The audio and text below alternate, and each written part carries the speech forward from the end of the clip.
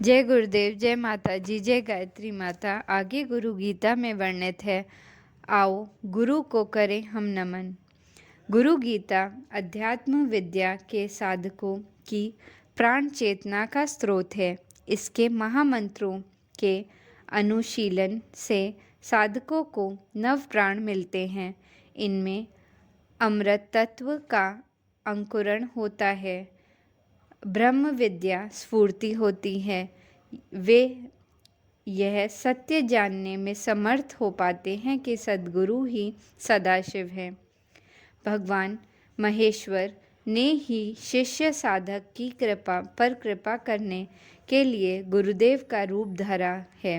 गुरु और इष्ट में कोई भेद नहीं है। निराकार परब्रह्म परमेश्वर ही की सर्वव्यापी चेतना ही कृपालु सद्गुरुदेव के रूप में साकार हुई है। सद्गुरु को नमन इष्ट आराध्य को नमन है। सद्गुरु को समर्पण सर्वव्यापी परमेश्वर को समर्पण है। गुरु और गोविंद दो नहीं हैं, गुरु ही गोविंद है और गोविंद ही गुरु है। पूर्व मंत्र में गुरु भक्त साधकों ने इस सत्य की किंचित झलक पाई, जिसमें बताया गया है कि शिष्य को यह सत्य भली भांति जान लेना चाहिए कि गुरु से श्रेष्ठ अन्य कोई तत्व नहीं है। ऐसे परम श्रेष्ठ और शिष्य वत्सल गुरुदेव की सेवा करना शिष्य का कर्तव्य है। उनके द्वारा किए जाने वाले लोक कल्याणकारी कार्यों में शिष्य को उत्साहित होकर भागीदार होना चाहिए। अंशदान, समयदान और बन सके तो जीवन दान करने में किसी भी शिष्य को कोई संकोच नहीं होना चाहिए। जिसे सेवा करने में अभी संकोच या हिचकिचाहट है, समझना चाहिए कि उसमें शिष्य तत्व अंकुरित ही नहीं हुआ है। मात्र दीक्षा संस्कार का कर्मकांड करा लेने भर से कोई शिष्य नहीं हुआ करता। इसके लिए तो सिर शीस उतारे भुई धरे वाले कबीर बाबा की उक्ति को साकार करना पड़ता है। जब शिष्य बन गए तो अहम किस बात का, और अहम का विसर्जन में संकोच क्यों?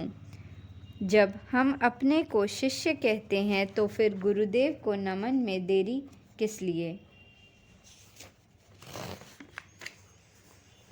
उन सद्गुरुदेव भगवान को शिष्य नमन करे जो संसार वर्ष पर आरूढ़ जीव का नरक सागर में घिरने से उद्धार करते हैं। नमन उन श्री गुरु को जो अपने शिष्य के लिए ब्रह्मा विष्णु महेश होने के साथ पर ब्रह्मा परमेश्वर हैं। शिव रूपी उन सद्गुरु को नमन जो समस्त विद्याओं का उदय स्थान है, इस संसार का आदिकरण है और संसार सागर को पार करने के लिए सेतु हैं। नमन उन श्री गुरु को जो अज्ञान के अंधकार से अंधे जीव की आँखों को ज्ञानांजन की शलाका से खोलते हैं। नमन उन श्री गुरु को जो अपने शिष्य के लिए पिता हैं, माता हैं, बंधु हैं, इष्ट देवता और संसार के सत्य का बोध कराने वाले हैं। इन महामंत्रों में सद्गुरु के नमन का विज्ञान विधान है। गुरु तत्व को जान लेने पर, उनकी महिमा का साक्षात्कार कर लेने पर शिष्य को कुछ भी अप्राप्त नहीं रहता, उसे किसी का भी भय नहीं रहता। शिष्य के हृदय में जब अपने सद्गुरु के प्रति नमन के भाव उपजते रहते, तब उसको सर्वत्र मंगल होता है। उसे अमंगल की छाया स्पर्श भी नहीं कर सकती। सद्गुरु को नमन शिष्य के लिए महा अभेद कवच है। इस संबंध में एक सत्य घटना का उल्लेख करने के लिए भावनाएं आतुर हो रही हैं। यह घटना समर्थ गुरु रामदास और उनके शिष्य शिवराम के संबंध में है। उन दिनों स्वामी रामदास अपनी 13 वर्षीय कठोर साधना को पूर्ण करके सारे देश में अलख जगा रहे थे। इस क्रम में उन्हें बनारस आना था। अपनी बनारस यात्रा की चर्चा उन्होंने अपने शिष्यों से करते हुए कहा कि इस बार की यात्रा में मैं अकेले ही करूँगा। सब शिष्यों ने उनका आदेश स्वीकार कर लिया, पर बाल भक्त शिवराम ने जिद पकड़ ली कि वह भी उनके साथ जाएगा। शिवराम की आयु 12 साल थी। समर्थ गुरु ने बहुत समझाया कि बेटा, तुम इतनी लंबी यात्रा पैदल नहीं कर सकोगे, कैसे करोगे? पर बालहट पर कोई असर नहीं हुआ। अंत में स्वामी रामदास ने उससे कहा, अच्छा बेटा, तुम अपनी माँ से आज्ञा लो। अगर वह आज्ञा देगी तो हम तुम्हें ले चलेंगे। शिवराम की माँ एक भक्तिमयी विधवा महिला थी। शिवराम उनकी इकलौती संतान था। संतान के प्रति उनका जितना गहरा ममत्व था, समर्थ गुरु के चरणों में उतनी ही गहरी भक्ति थी। पुत्र की बात सुनकर उन्होंने एक पल की देरी लगाए बिना आज्ञा दे दी। शिवराम की भांति और उसकी माँ की आस्था से द्रवित होकर समर्थ गुरु उसे अपने साथ काशी ले आए। काशी आने पर गुरु आज्ञा से शिवराम भिक्षा मांगने के लिए निकला। समर्थ रामदास और उनके शिष्य का भिक्षा हेतु एक नियम था। वह किसी के द्वार पर खड़े होकर केवल 3 बार पुकारते थे, जय जय रघुवीर समर्थ। 3 बार पुकारने पर यदि किसी ने भिक्षा दी तो ठीक, अन्यथा आगे बढ़ जाते थे। इस तरह 3 घरों में भिक्षा मांगना उनका नियम था। 3 घरों में यदि भिक्षा न मिली तो वे उस दिन उपवास कर लेते थे। शिवराम ने भी इसी नियम के अनुसार एक द्वार पर आवाज़ लगाई। यह द्वार काशी के महातांत्रिक भैरवनंद का था। भैरवनंद को अनेकों तामसी तांत्रिक क्रियाएं सिद्ध थीं। यह महातांत्रिक होने के साथ महाक्रोधी भी था। अपने द्वार पर जय जय रघुवीर समर्थ की आवाज़ सुनते ही वह भड़क उठा। क्रोधावेश में वह द्वार पर निकल आया और बालक शिव राम को डांटते हुए बोला कि कौन है जो अपने को समर्थ कहता है। शिवराम के बिना किसी भय के कहा कि समर्थ हैं मेरे गुरु और उनकी समर्थता का स्रोत उनके आराध्य भगवान राम हैं।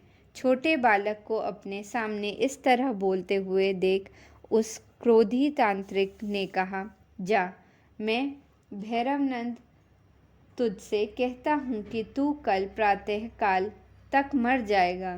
तेरे गुरु में सामर्थ्य है तो तुझे बचा ले। शिवराम ने समर्थ रामदास के पास उपस्थित होकर उस तांत्रिक की सारी बातें बताईं। उन बातों से भी उन्हें अवगत कराया जो रास्ते में बनारस के लोगों ने उसे महातांत्रिक की आश्चर्यजनक शक्तियों के बारे में बताई थीं। इन सारी बातों को सुनकर रामदास हंसे और बोले, बेटा, समर्थ रघुवीर के होते डर कैसा? तू तो बस आराम से गुरु ब्रह्मा गुरु विष्णु वाला मंत्र पढ़ता रहे और आराम से मेरे पांव दबाए जा। इतना कहकर समर्थ रामदास लेट गए। बालक शिवराम ने उनके पांव दबाते हुए गुरु नमन के मंत्र पढ़ने शुरू किए। इधर भैरवनंद ने भी उसके मारण के लिए महाकृत्या का प्रयोग किया था। पूरी रात महाकृत्या ने शिवराम को मारने के लिए अनेकों रूप धरे। उसको कई तरह से गुरु नमन से वितर करना चाहा, परंतु शिवराम की अटल गुरु भक्ति के सामने उसकी एक न चली।